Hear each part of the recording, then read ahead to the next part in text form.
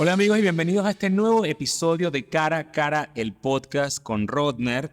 Y este para mí es un episodio muy personal que les tengo que confesar, me da miedo hasta hacerlo porque me va a poner en una zona de vulnerabilidad en la que no me gustaría entrar porque vamos a hablar de la muerte, vamos a hablar de perder a un ser querido con un testimonio de una periodista, colega, compatriota, una persona hermosa, hoy por hoy conferencista, que nos va a hablar de la súbita pérdida de su esposo luego de 26 años de relación en el que un momento para el otro, sin previo aviso, la vida se lo arranca en unas circunstancias terribles porque ella no estaba presente y fueron sus dos hijos adolescentes los que tuvieron que lidiar con la tragedia del fallecimiento de su padre. Y estoy hablando con mi querida...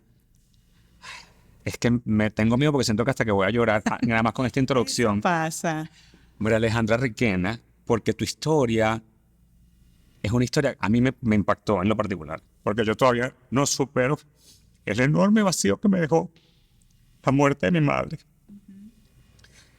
Y no me imagino lo que debe haber sido para ti no haber estado presente, no haber podido ser un apoyo para tus hijos, no haberte podido despedir de tu pareja porque estabas trabajando en Perú para CNN en español cuando la vida te dio el golpe más certero y terrible que te pudo haber dado. Rodner, primero que todo, muchísimas gracias por esta invitación, por poder hablar de esto. Lo estábamos conversando antes de comenzar. Lamentablemente, en el mundo hispano no se habla lo suficiente de la muerte, de lo único seguro que hay en la vida, que es eso, de los cambios. Y te voy a decir una cosa con respecto a tus palabras iniciales, porque lamento mucho lo de tu mamá, por supuesto. Lamento un montón el dolor que causa la pérdida de un ser querido porque lo viví, porque sé lo que pasa en esas personas.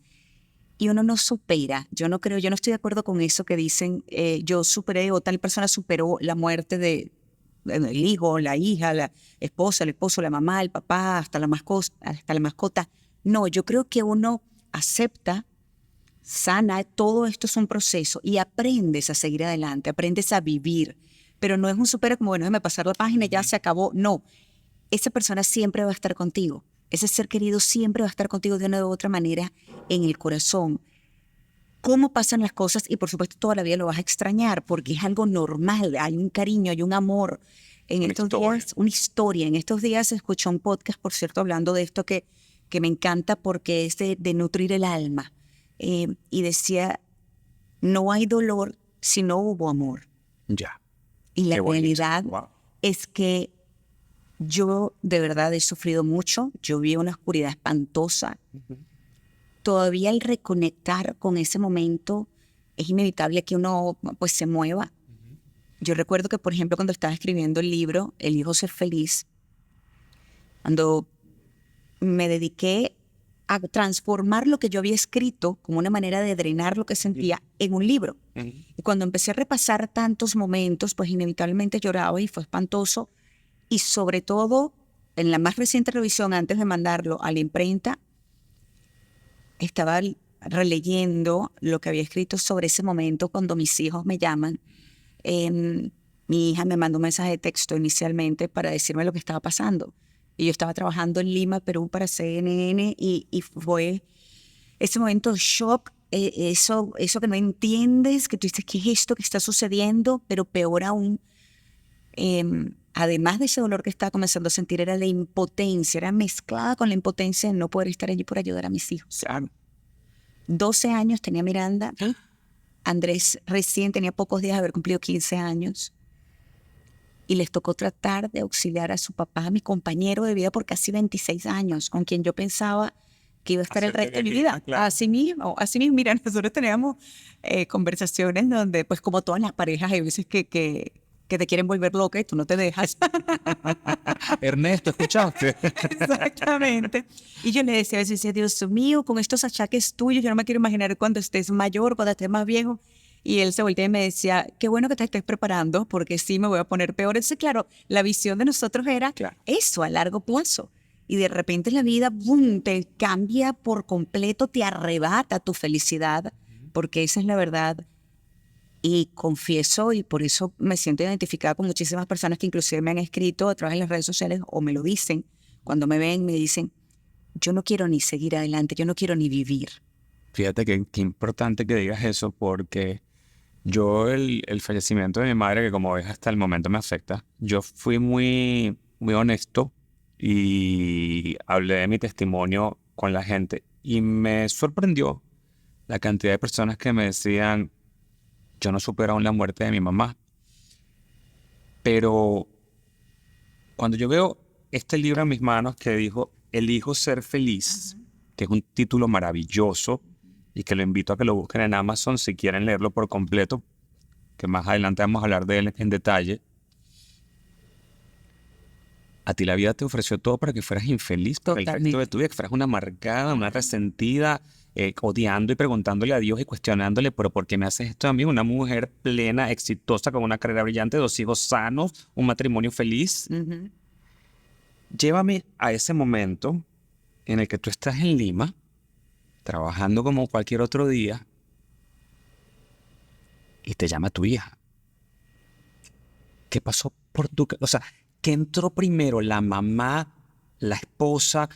Es que lo que te presentan es un escenario tan dantesco, que no me quiero imaginar cómo lidiaste con tus emociones en un momento inicial. Yo estaba, y esto era lo que estaba pasando, este era el escenario. Yo estaba en la plaza de la municipalidad, preparada para ir al aire con Café CNN. Café CNN es un programa de la cadena CNN en español que se transmite desde los Estados Unidos hasta Argentina. Y bueno, para los que no lo sepan, tu marido le da un ACV, como dicen en español, un derrame cerebral y fallece. Y tú estás a miles de kilómetros de distancia de tus hijos, que es lo primero que se hace. Ellos estaban en Miami. Ellos están en Miami con su papá en la casa y yo estoy conectada con mi apuntador, mi micrófono, todo en la computadora, escribiendo. ¿Qué hora era? 4:37 minutos de la mañana de Lima, 5:37 de Miami. Se ilumina la pantalla de mi teléfono y era mi hija. No era extraño que se iluminara a esa hora mi teléfono, la pantalla, porque pues la productora está en Atlanta, estábamos a punto de ir al aire, salíamos a las 6 en vivo. Y cuando yo digo, Miranda, a esta hora es muy raro que me esté escribiendo, todavía no es hora para ir al colegio en Miami. Y cuando veo el mensaje, dice, Pa se cayó, lo ayudamos a sentarse y se vuelve a caer, ya no le entendemos. Y allí fue cuando dije inmediatamente, le está dando un derrame cerebral. Llamo inmediatamente a Andrés, a mi hijo, y no me contestaba. Llamo a Miranda, le pregunto por Andrés y me dice que está con 911 al teléfono. Entonces le digo, voy a trancar un momentito, voy a llamar a tu tío, que gracias a Dios mi hermano, el menor de los 3, vive relativamente cerca. Le digo, lo llamo y ya, para que se vayan a ayudarlos. Ya te llamo. Llamo a mi hermano, no me contesta, la desesperación, no puedo explicar cómo estaba. Llamo a mi cuñada, gracias a Dios me contesta, y ella pues me saluda muy alegre y le digo, Puñis, a Ismael le está dando un derrame, por favor vayan ya a la casa, mis hijos están solos con él. Llamo a Miranda otra vez, le pregunto por Andrés, me dice, está todavía con resto al teléfono, y le pregunto a ella qué está haciendo, dónde está Pa, y me dice, lo tengo entre mis brazos, lo tengo de lado, porque eso puede evitar que le dé una convulsión, me dice, que le dé otra convulsión en este caso. Le digo, ok, vamos a orar. Y ella me dice, no, ma, no puedo orar, porque ya te dije, tengo a Pa entre los brazos. Ella oraba todavía hasta ese momento, ¿sí? Entonces...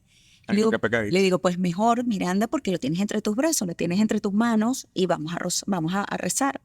Comenzamos a orar. Tú te puedes imaginar, Rodney, yo estaba en la plaza de la municipalidad y te voy a decir una cosa muy bonita en Lima, bellísima la plaza de la municipalidad, todavía estaba oscuro. Veían las luces, veía uno que otro que caminaba porque era de madrugada, las flores tan lindas y yo decía, Dios mío, esto contrasta tanto con lo que está pasando aquí adentro, con lo que están viviendo mis hijos.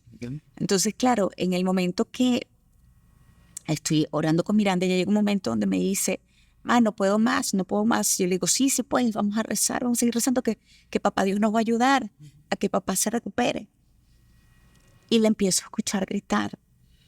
Y era un sonido extraño, era un sonido como si fuese un ronquido profundo. Era que le estaba dando otra convulsión a Ismael. Y ella gritaba diciendo, no puedo, he's kicking me, mom. Me está pateando, no puedo, no puedo. Y te puedes mirar, yo estaba a miles de kilómetros de distancia de mis hijos. Y no era justo. No era justo ni lo que estaba pasándole a Ismael, porque creo que nosotros siempre hicimos todo para ser buenas personas y demostrarlo. Y mucho menos era justo o era fair, como decía mi hija, con ellos, que tuvieron que pasar por eso solos. Traumático. Y eso fue, Rodner, si te soy sincera, yo tuve un conflicto con la fe muy fuerte. Porque se llevó a Ismael de la forma como se la llevó, pero sobre todo 51 años. Oh, yo tengo 51 años. Pero además, completamente saludable. Yo hablé con él la noche anterior. Él había ido al médico a hacerse un chequeo completo el lunes.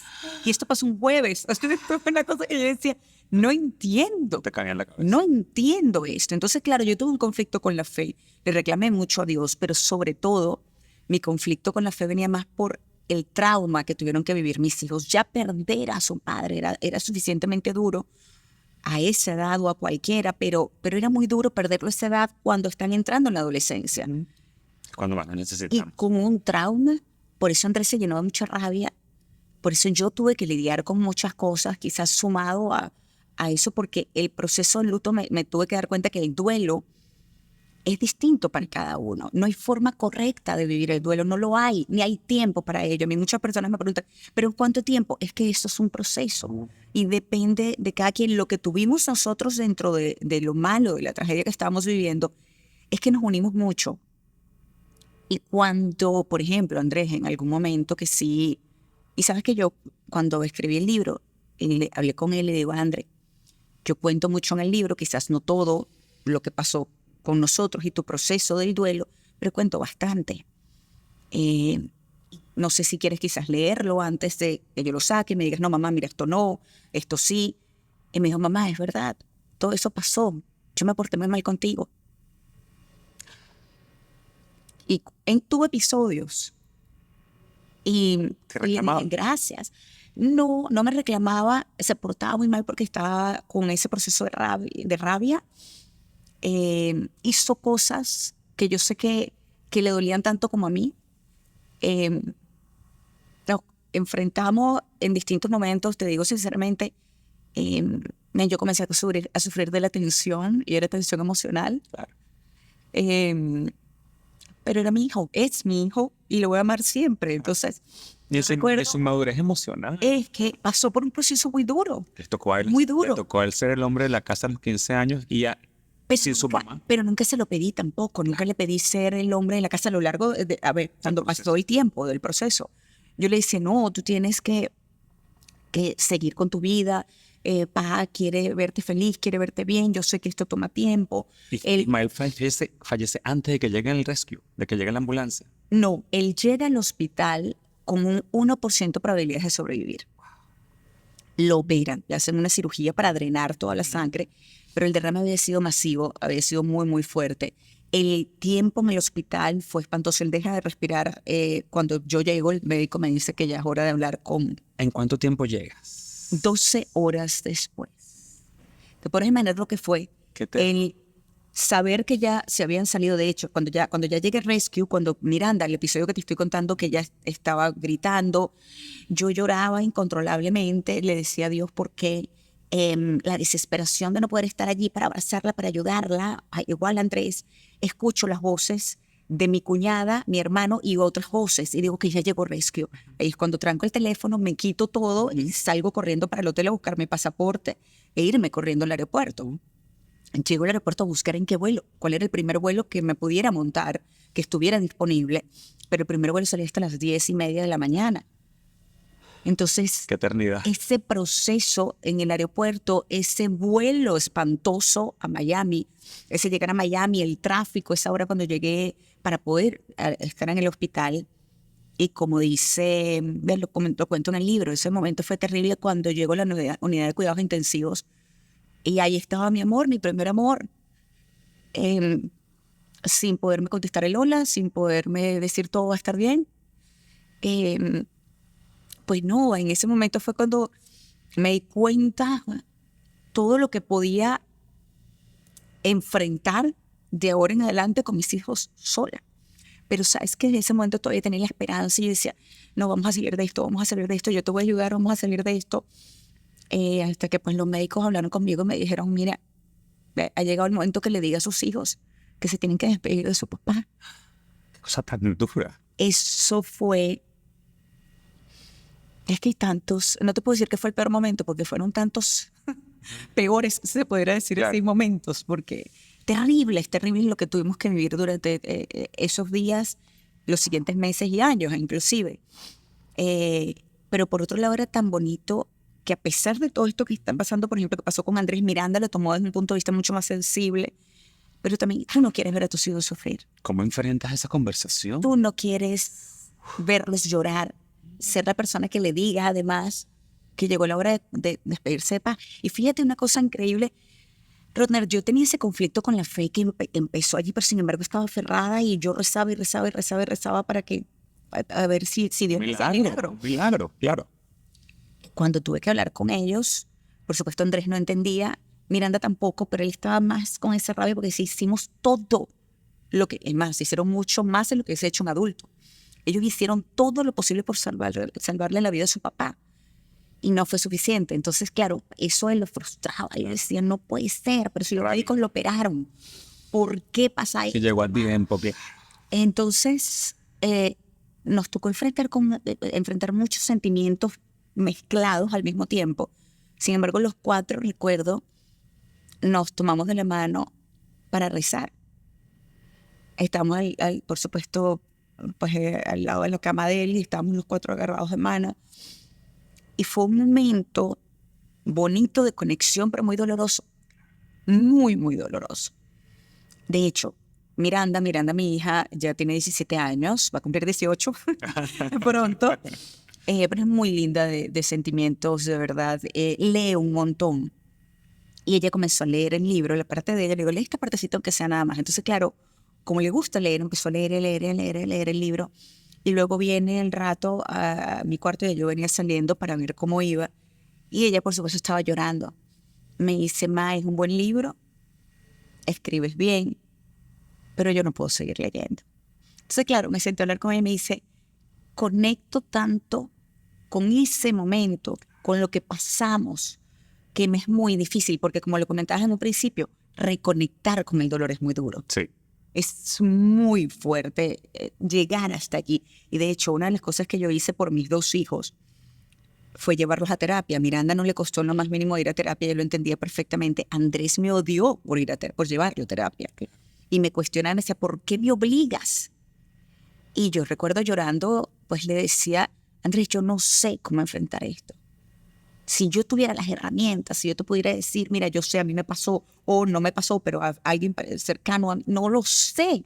Y que asumo además que como madre, al fin y al cabo, la prioridad tuya era enfocarte en el bienestar emocional de tus hijos y tú quedarte Totalmente. en la retaguardia. De hecho, mis hijos, al año y medio después de que falleciera Ismael, me sentaron y me dijeron, Ma, tenemos que hablar contigo. Y yo sé qué pasó.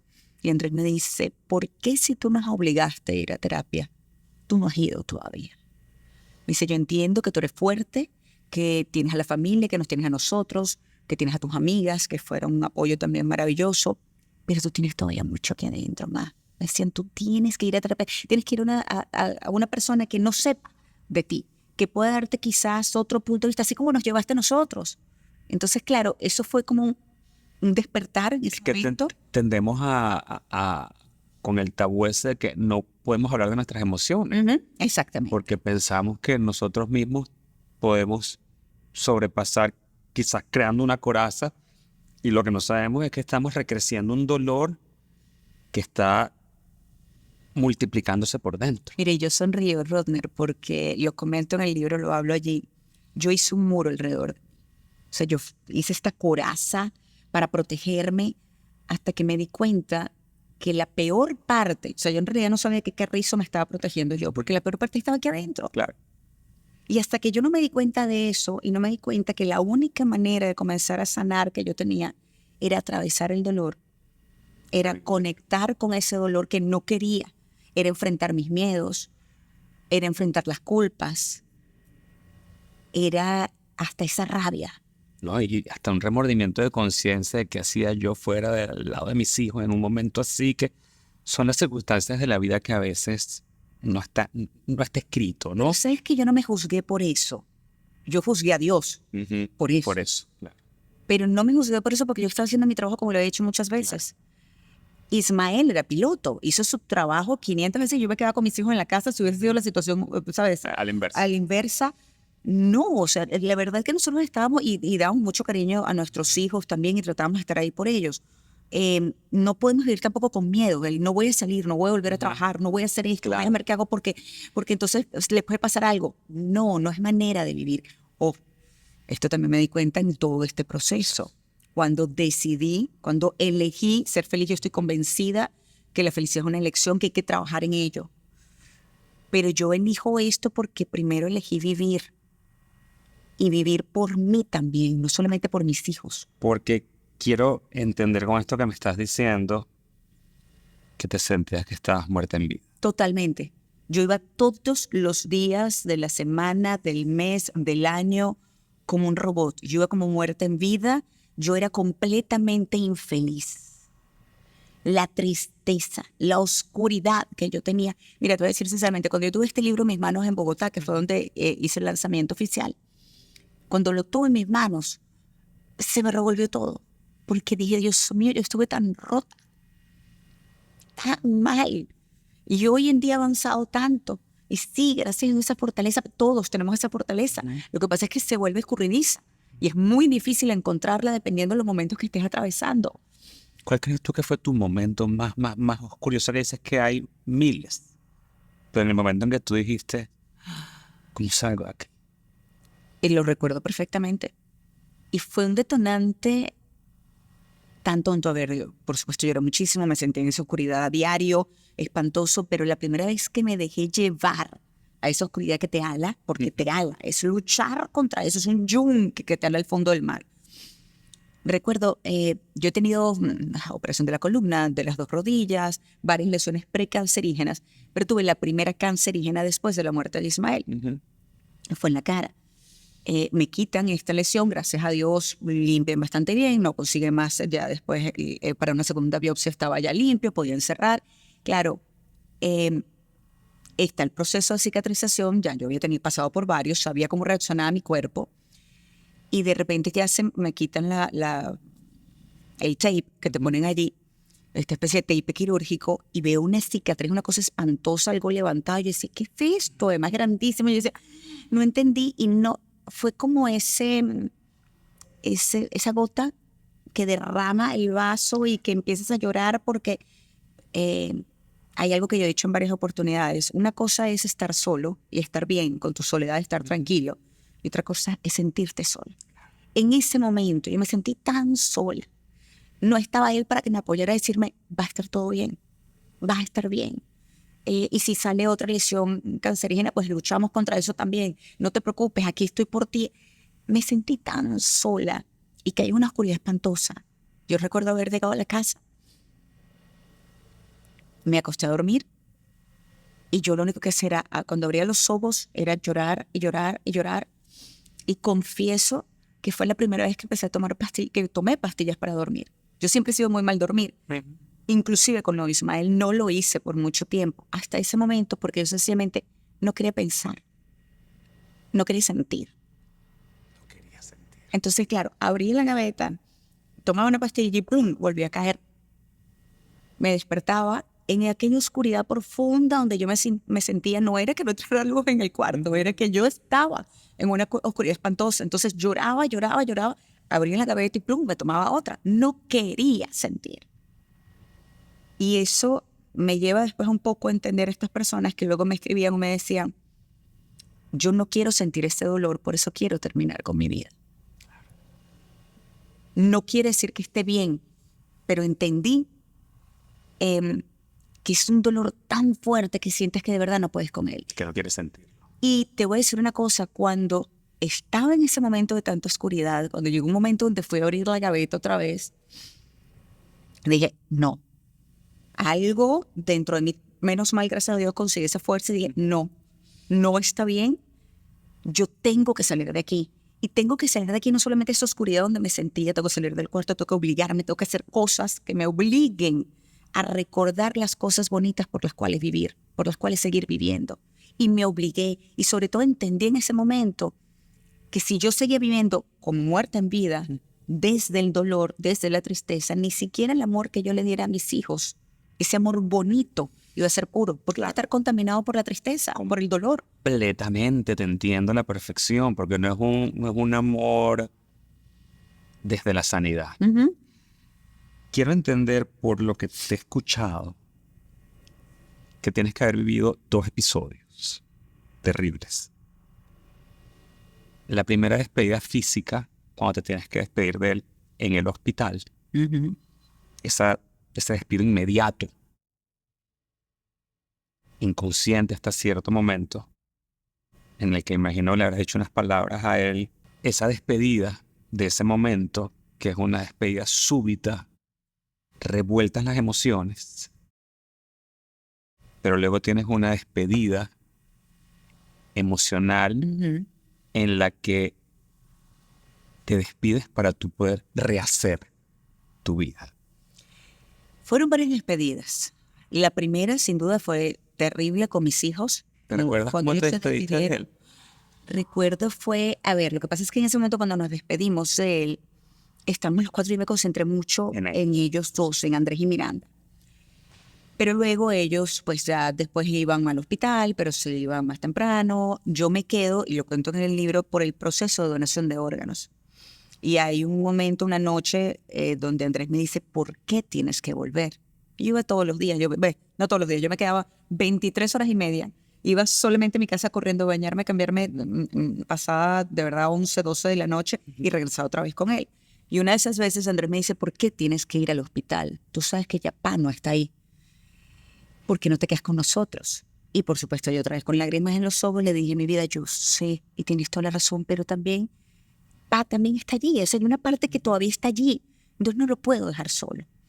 El momento en que se llevan a Ismael a quirófano, que en sí es verdad ya no lo iba a ver más, ni siquiera físicamente, ese momento fue muy duro, ese momento fue espantoso, ese momento fue luego de despedirme a él y pues por supuesto decirle que lo amaba y reafirmar el que íbamos a estar bien, aunque se lo había dicho muchas veces, de que yo sabía que él iba a estar bien, porque iba a estar en paz, porque iba a estar tranquilo. Yo recuerdo cuando me monté en el carro con mis cuñadas, que fueron las que me acompañaron, yo le daba golpes al carro. Se le daba golpes y le golpes. Y yo decía, Dios mío, ¿por qué? Otra vez. Ese momento fue muy duro. Eso fue muy duro. Y muchísimos meses después, para diciembre de 2019, esto fue a principios de abril de 2018, es cuando yo decido enfrentar realmente ese dolor para sanar por mí, por rehacer mi vida yo, como María Alejandra Requena, no acompañada de nadie. Porque yo de verdad creo que la única forma de estar bien a plenitud es cuando viene desde ti, esa plenitud, esa tranquilidad, esa paz. Si la puedes complementar con otra persona, maravilloso. Yo en ese momento cuando lo hice no esperaba ni aspiraba a estar con otra persona en algún momento. Sin embargo, había un subconsciente allí que sí, y ya te voy a explicar por qué, que me doy cuenta después. Porque yo llego a un lugar, es una especie de autorretiro, fue autoimpuesto definitivamente, una especie de retiro autoimpuesto, que ha podido ser cualquier lugar, Rodner, en realidad, porque las personas me preguntan, ¿cuál fue ese retiro? Y yo les puedo decir sin ningún problema. Pero más allá de eso, si tú no haces el trabajo, no estás haciendo nada. Yo podría ir al mejor lugar del mundo con toda la paz, si yo no hacía el trabajo, no estaba haciendo nada. Yo decidí hacer el trabajo. Yo en ese viaje decidí enfrentar mis miedos, las culpas. Yo enfrenté a Ismael como si le estuviera hablando, como si estuvieras tú acá. Lloré, le grité. Lo culpé por haberme abandonado, porque está esa sensación, ese sentimiento de abandono que es terrible. Yo sabía que él no tenía la culpa y era muy loco porque yo recuerdo llorar y gritarle con aquella rabia y al mismo tiempo pedirle perdón porque sabía que él no era responsable. No era responsable. Él no era responsable. Entonces era una cosa que estaba pasando internamente, pero siento que era necesario enfrentar todo eso para de alguna manera realmente dejarlo ir, porque me di cuenta que yo estaba aferrada a él. que yo estaba aferrada a él, que yo estaba añorando algo que no iba a volver, que mi presente yo lo estaba viviendo pasado. Estás viviendo en el pasado. Totalmente, queriendo que volviera ese pasado, pero no iba a volver, ni que yo hiciera lo que hiciera, ni que rezara, nada. Entonces yo tenía que dejarlo ir. Yo tenía también que dejarlo descansar en paz. También. Porque a pesar de que yo sabía desde el día 1 que había que dejarlo descansar en paz, pues inconscientemente yo me aferré a él. Cuando yo hice ese trabajo, que fue muy fuerte, reconozco que fue espantoso, digo que ese viaje ha sido el peor y el mejor de mi vida, fue la primera vez que yo pude sonreír desde el corazón. Sin esa oscuridad espantosa que me acompañaba todos los días. Cuando yo sentí eso, y recuerdo, ese día sí fui a un lugar donde todos los días me habían dicho que se veía un atardecer bellísimo. Soy amante de los amaneceres y atardeceres porque me recordaron que hay cosas bonitas, sencillas, que te iluminan el alma, que te recuerdan que hay luz, que hay cosas bonitas por las que vivía. Y yo ese día, yo no había ido a ver los atardeceres todos esos días, sí los amaneceres. El atardecer lo fui a ver. Y por primera vez, con lágrimas en los ojos, le di gracias a Dios porque me había ayudado en ese proceso de sanar. Porque fue la primera vez en muchísimo tiempo que yo me sentía en paz otra vez. Cuando te quitan la paz, eso es horroroso. Cuando te sientes que no la tienes y que no la puedes recuperar, que no importa lo que hagas, no la puedes recuperar, es espantoso. Y yo hice un trabajo donde, gracias a Dios, logré recuperar esa paz conmigo, esa tranquilidad. Y di muchas gracias a Dios, se me salían las lágrimas y era entre lágrimas y sonrisas, porque decía, Dios mío, gracias.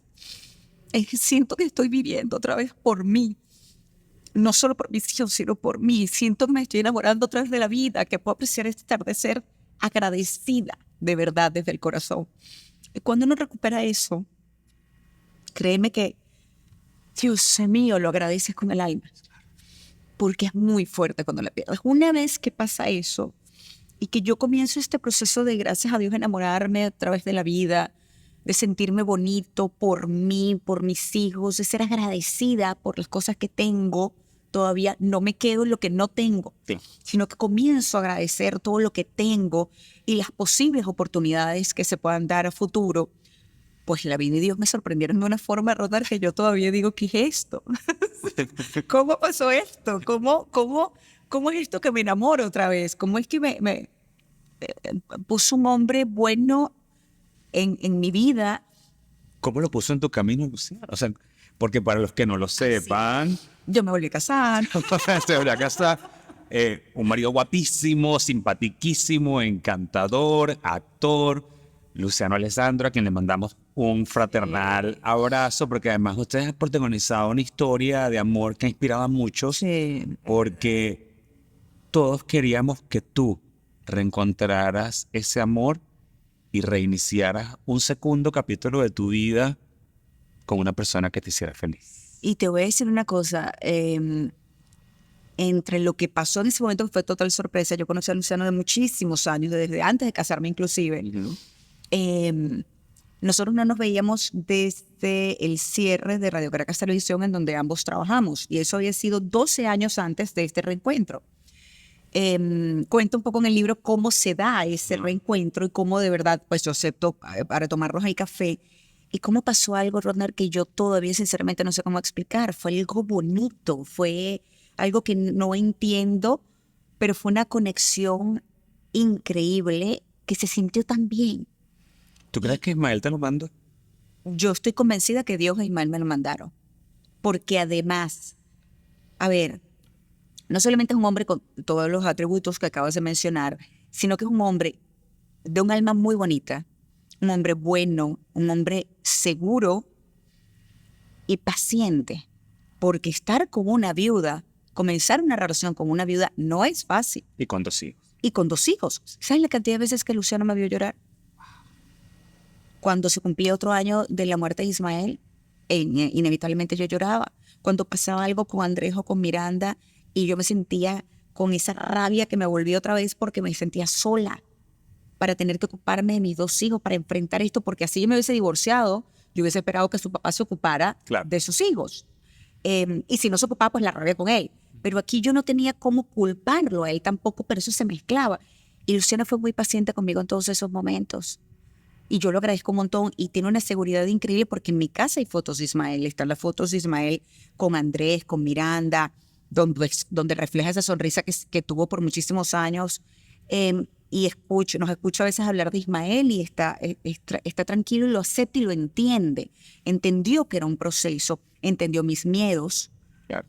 entendió la culpa y al mismo tiempo lo que pasa es que yo hacía un ejercicio, Rodner. Por supuesto, yo le busqué la quinta pata al gato, como decimos en Venezuela, para que eso no pasara. Claro. No, yo decía no. No fue el primero que se me acercó tampoco. Hubo otros que se acercaban, pero yo no quería. ¿Te daba miedo enamorarte? No, yo estaba segurísima que no me iba a enamorar de nadie. Pero mi pregunta es la siguiente. De nadie más. ¿Por respeto, Ismael, o porque sentías que no te ibas a dar esa oportunidad? Yo sentía, y te voy a decir una cosa, y creo que es algo que muchas personas pueden, que se han pasado por esto, pueden entender. Yo sentía que la barra era muy alta, Ya. que nadie iba a poder llegar a lo que fue Ismael. Y te voy a dar un secreto que no es secreto. La realidad es que no es que la barra era muy alta o la de Luciano haya superado o no. No. Es que son dos personas completamente distintas. Claro. Uno tiene que entender que son dos personas completamente distintas. Y te digo, en mi caso son opuestos totalmente.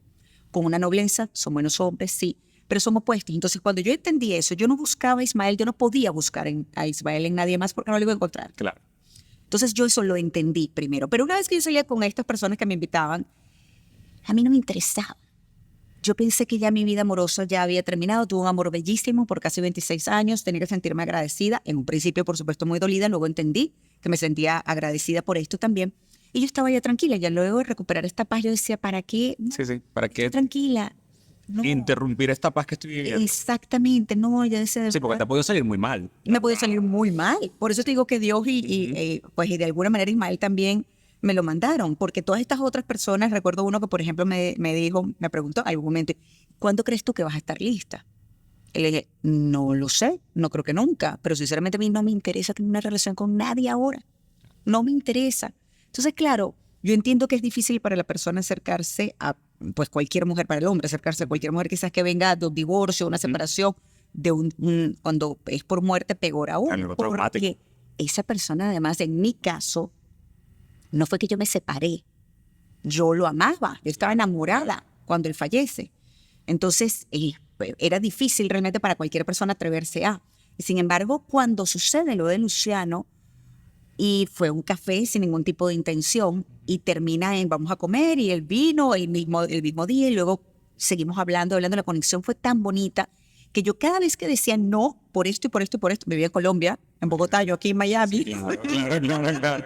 él sin hijos, nunca se había casado, entonces yo decía, no, o sea, por muchas cosas no. Si tú lo ponías en los factores y esto no me cuadra. Claro, los pros y los contras, dicen no, pero cuando iba aquí a escribir pro, yo decía, ok, ya va, vamos a buscar aquí, ¿cómo me siento? Y se sentía bonito.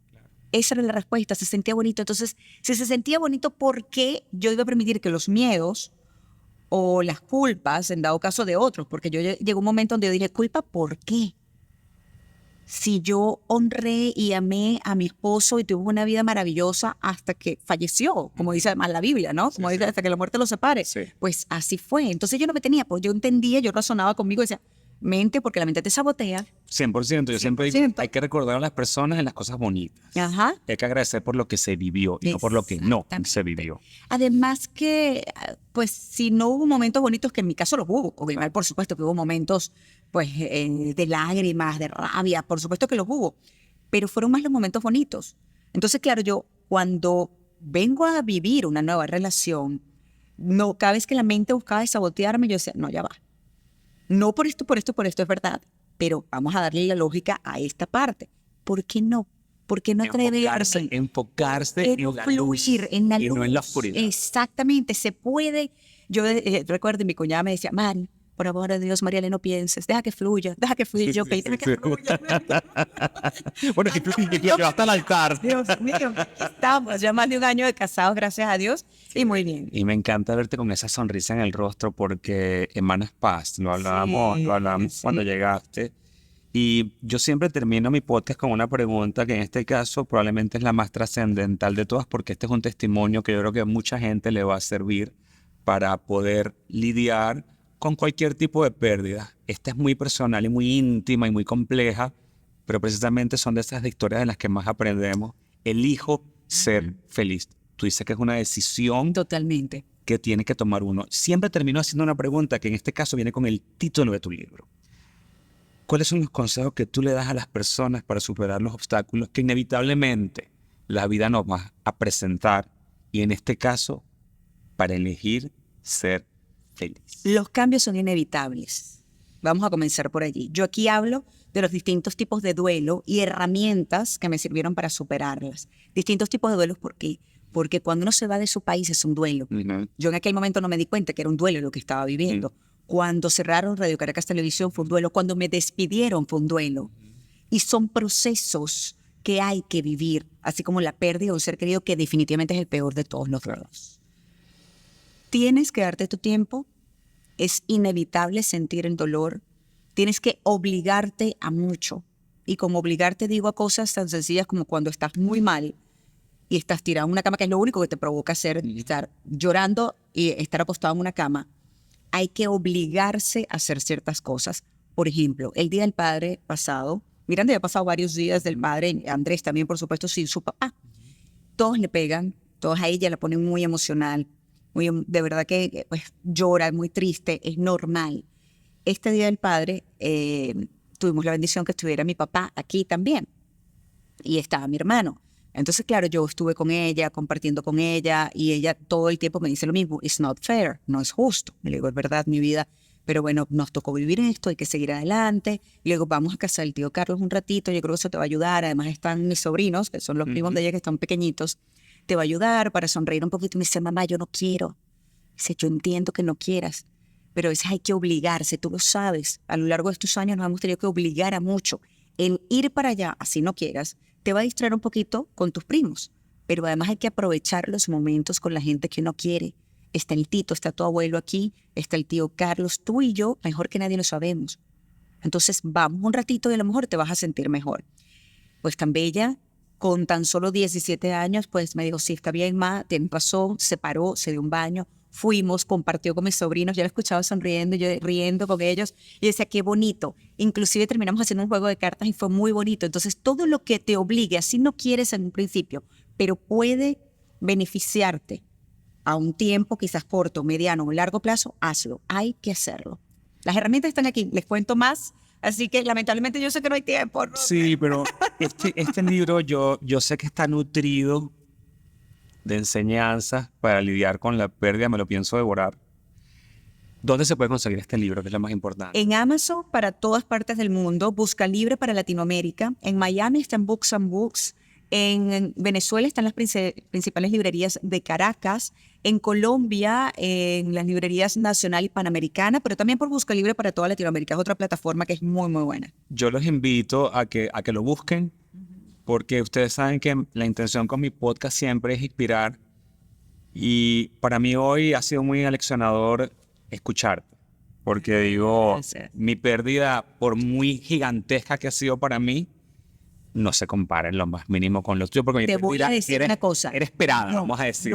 No es. Fíjate que yo aprendí a entender eso. En el momento cuando perdí a Ismael, me daba rabia cuando alguien me dice, no, mi abuelita a 96 años se murió, yo te entiendo. O yo pasé por un divorcio traumático y yo te entiendo perfectamente lo que estás viviendo. Y yo, no, o sea, me molestaba y sobre todo a una de las varias personas que me dijo eso lo del divorcio, fue una amiga mía y le dije, no puedes comparar que Ismael se haya muerto con tu divorcio porque tus hijos tienen a su papá. Claro. Aunque no estén ya con una familia, ellos tienen a su papá. Mis hijos no. Y me daba mucha rabia. O cuando me decían, perdí a mi mascota. Y yo, ¿qué es esto? ¿Cómo comparan? ¿Sabes qué, Rodner? Aprendí a lo largo de este tiempo, y lo hablo en el libro, que yo no soy quien para juzgar el dolor de la otra persona.